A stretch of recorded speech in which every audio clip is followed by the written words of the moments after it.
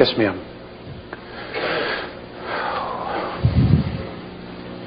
Thank you for coming. You're welcome. Thanks for having me. Do you have any information that you can give us that would shed light on the mystery of gravity on this plane? And is it indigenous to this planet, or is it a mutation? And say that again. Is there what? Is it indigenous to here, to the solar system? Gravity? Yes, to Earth. Or is it a mutation? And would it disappear when the frequencies begin to raise? Okay.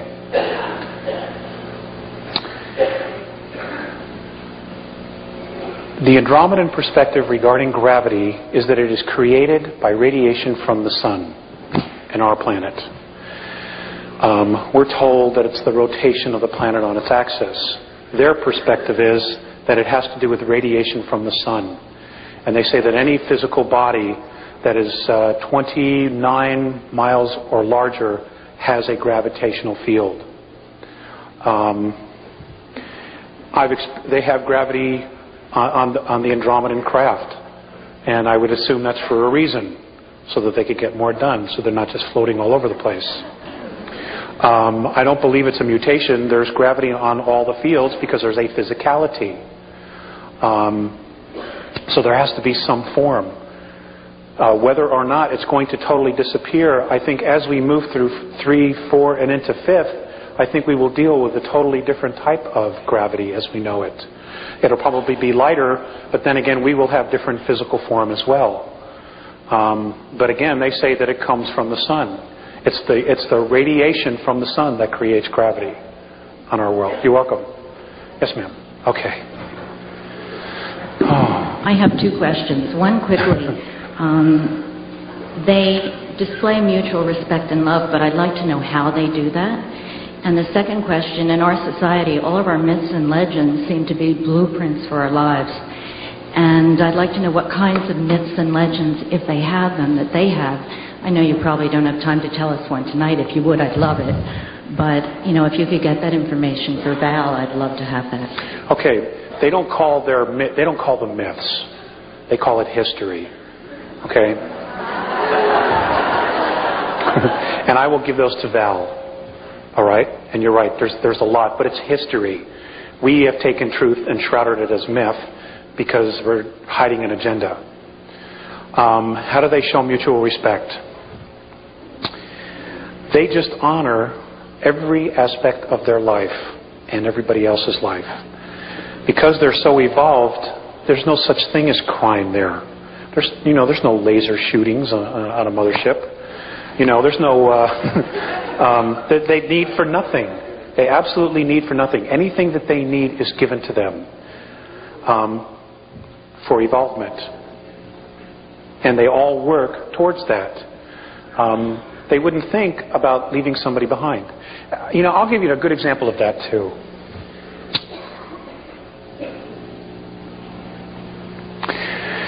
There was a ship, an extraterrestrial craft that was apparently shut down in 1985.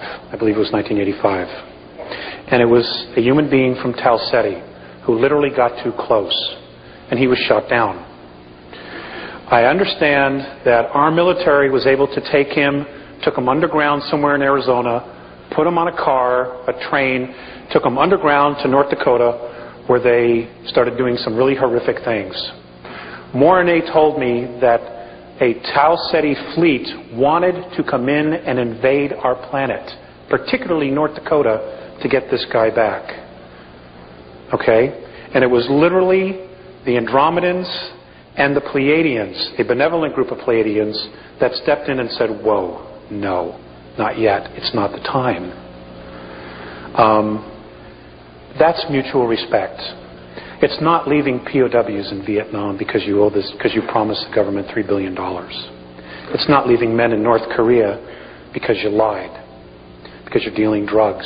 You don't want everybody else to know. That's not mutual respect. They would never ever think to do something like that. And those are things, those are characteristics we need to look at. Because there are many in this room that probably know about that. I mean, there are right now, as we are standing here right today, there are 117 men still left in SPOWs, but they're not in Vietnam.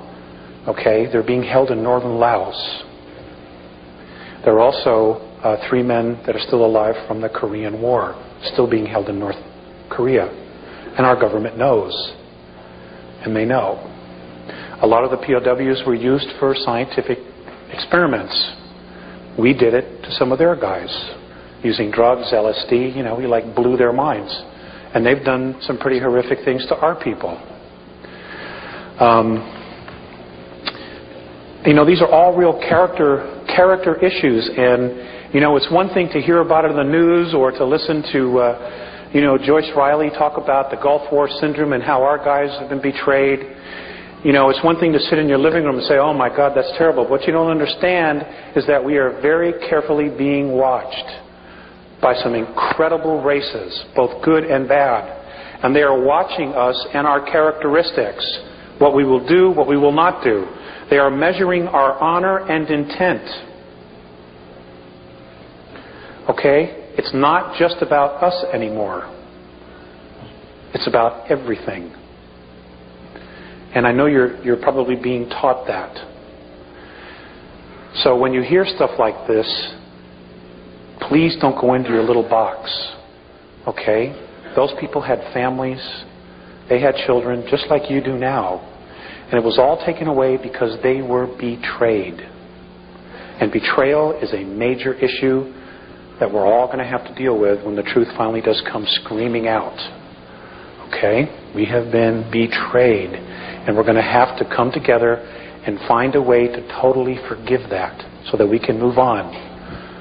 But in forgiving it, it's important not to allow it to happen again. To be more diligent. To be more vigilant.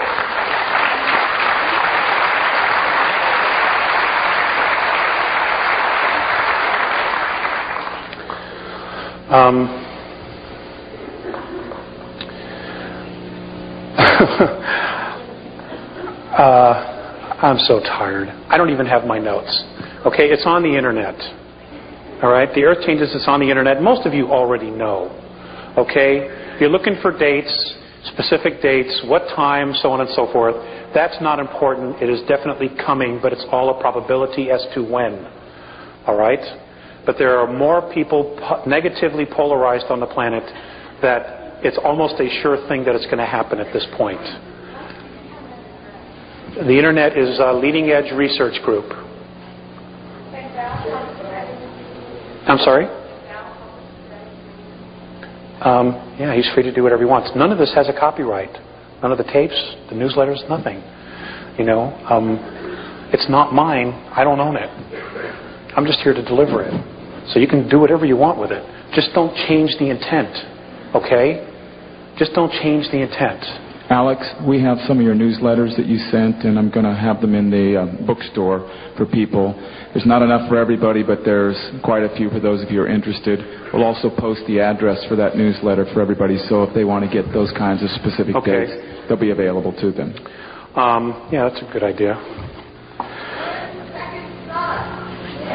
It is behind the one we see.